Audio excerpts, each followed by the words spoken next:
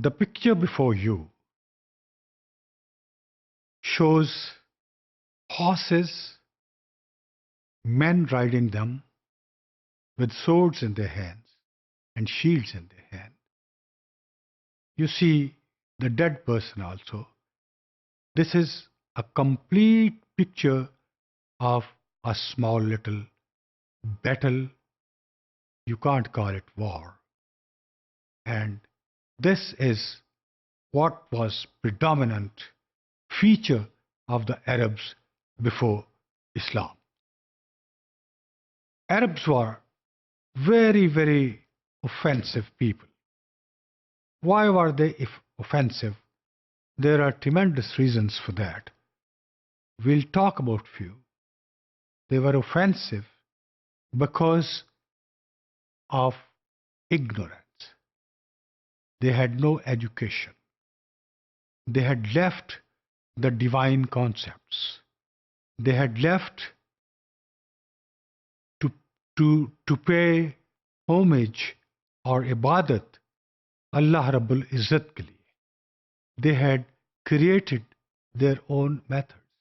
Also, ignorance is removed once you have institutions, once you have meetings with the foreign people, once you have relations with various kinds of people, they teach you a lot.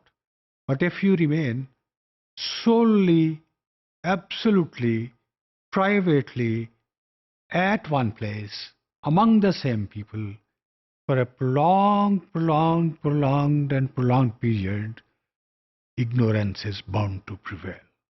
And if the ignorance prevails, it develops offensive attitude among the people.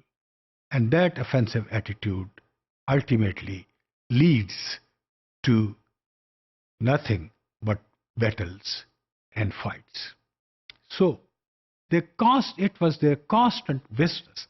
It was a constant step, feature, inseparable part of their society to keep fighting with each other.